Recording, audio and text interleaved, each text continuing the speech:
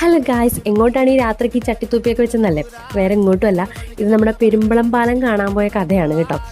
അന്ന് പിറ്റേ ദിവസം നമുക്ക് ഉദ്ഘാടനം ആയതുകൊണ്ട് തന്നെ തിരക്കൊക്കെ ആയിരിക്കും എന്നറിയാമായിരുന്നു. അതുകൊണ്ട് നമ്മൾ തലേ ദിവസം രാത്രി പോയതാണ്. അപ്പോൾ വീട്ടിൽ ചെന്ന് ഓഫീസിൽ നിന്ന് വീട്ടിൽ വന്ന് കൊച്ചിനെ എടുത്ത് നേരെ ഞങ്ങൾ പോകുന്ന വഴിയാണ് ഈ കാണുന്നത്.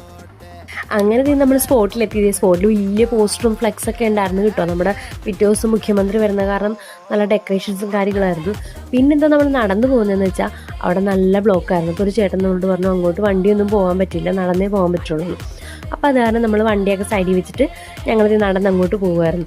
ഇത് കണ്ടു ഗായ്സ്, അവിടെയൊക്കെ നമുക്ക് ഒരു ഉത്സവത്തിന് പോകുന്ന ഒരു പ്രതീതിയായിരുന്നു. എനിക്ക് ഉത്സവപ്പറമ്പിലോട്ട് കയറിച്ചിരുന്ന പോലെ തോന്നി. കാരണം രണ്ട് സൈഡ് ഫുൾ ലൈറ്റും കാര്യങ്ങളൊക്കെ ആയിട്ട്. പക്ഷെ നമുക്ക് കുറച്ച് അങ്ങോട്ട് ചെന്നപ്പോഴാണ് മനസ്സിലായത് അങ്ങോട്ട് വണ്ടിയൊക്കെ വേറെ പോകുന്നുണ്ടായിരുന്നു. അത് കാരണം പിന്നെ അപ്പം തന്നെ ചേട്ടൻ ഞങ്ങളോട് എന്നെയും കൊച്ചിനെയും കൂടി സൈഡിൽ നിർത്തിയിട്ട് പറഞ്ഞു ഞാൻ പോയി വണ്ടി എടുത്തിട്ട് വരാം. കാരണം പാലം കുറച്ചുണ്ടല്ലോ, അപ്പം അത്രയും ദൂരം നമുക്ക് നടന്ന് പോകാൻ പറ്റില്ല. അപ്പോൾ അതാണ് വണ്ടി എടുത്തിട്ട് വരാമെന്ന് പറഞ്ഞിട്ട് ഋതുവിനെ അവിടെ നിർത്തി എന്നെ അവിടെ നിർത്തിയിട്ട് വണ്ടി എടുക്കാൻ വേണ്ടി പോയി. ഋതു ആണെങ്കിൽ ഈ ലൈറ്റൊക്കെ കണ്ടിട്ട് ഇങ്ങനെ അന്തം വിട്ട് കുന്തം വിഴുങ്ങി നിൽക്കുമായിരുന്നു. ഇതെന്താണമ്മേ, ഉത്സവമാണോ എന്ന് ചോദിച്ചിട്ട് അങ്ങനെ നിൽക്കുമായിരുന്നു. പക്ഷേ പുള്ളിക്കാരത്തേക്ക് ലൈറ്റൊക്കെ കണ്ടിട്ട് ഭയങ്കര ഇഷ്ടപ്പെട്ടു കേട്ടോ. ബ്ലോക്ക് എന്ന് വെച്ചാൽ പറയേണ്ട മോനെ, അന്യായ ബ്ലോക്കായിരുന്നു ഈ കര മുതൽ ആക്കര വരെ കേട്ടോ. പിന്നെ ഇത് കണ്ടോ, റോഡിൻ്റെ സൈഡിലായിട്ട് ചെറിയ ചെറിയ കലാപരിപാടികളൊക്കെ ഉണ്ടായിരുന്നു. ഇതിപ്പോൾ ഒരു ഗാനമേളയായിരുന്നു കേട്ടോ. ആ നാട്ടിലുള്ള ആൾക്കാർ തന്നെ നടത്തിയ ചെറിയ രീതിയിലുള്ള പ്രോഗ്രാംസ് ഒക്കെ ആയിരുന്നു അവരുടെ സന്തോഷം. അതാണത്. പിന്നെ എന്ന് വെച്ചിട്ടുണ്ടെങ്കിൽ കണ്ടില്ല, നമുക്ക് അങ്ങോട്ടും അങ്ങേറ്റം വരെ ഭയങ്കര ബ്ലോക്കായിരുന്നു. എന്ത് ചെയ്യുമെന്ന് ഞങ്ങൾ എപ്പോൾ എത്തുമെന്ന് തന്നെ ഓർത്തുപോയി. അങ്ങനെ കുറച്ച് സമയം എടുത്തിട്ടാണെങ്കിലും നമ്മളിതേ പാലത്തിൽ കയറി കേട്ടോ.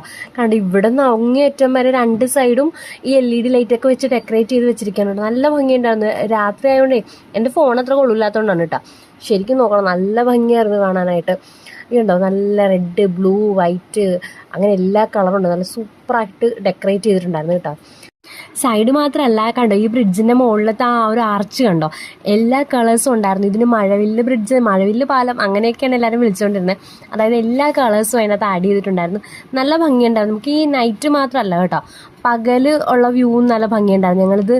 ഇതിന് മുമ്പ് പ്രാവശ്യം കൂടി പോയായിരുന്നു പകൽ. അപ്പോൾ നല്ല രസമുണ്ടായിരുന്നു കേട്ടോ ഇതുപോലെ തന്നെ കാണാനായിട്ട്.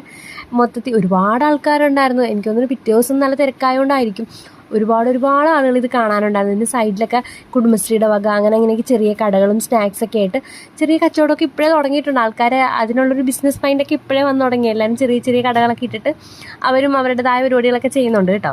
അങ്ങനെ നമ്മൾ അക്കരയിൽ നിന്ന് ഇപ്പുറത്തെ സൈഡിലോട്ട് പെരുമ്പളത്തേക്ക് എത്തിയിട്ടുണ്ട് കേട്ടോ. ഞാൻ ആദ്യമായിട്ടാണ് ഇങ്ങോട്ട് വരുന്നത്. എൻ്റെ ഫ്രണ്ട്സോ റിലേറ്റീവ്സോ അങ്ങനെ ആരും ഇവിടെ ഇല്ല. അതുകൊണ്ട് തന്നെ അങ്ങനെ ഇതുവരെ വരാൻ പറ്റിയിട്ടില്ല. പിന്നെ ഇന്നിപ്പോൾ പുതിയതായിട്ട് ഇങ്ങനെ വരാൻ പറ്റിയപ്പോൾ ഭയങ്കര സന്തോഷം. പാലത്തിൽ കൂടി വന്നപ്പോൾ എൻ്റെതായൊരു സന്തോഷം. സത്യം പറഞ്ഞാൽ പെരുമ്പളംകാർ മുഴുവനും എന്താണ് ഒരു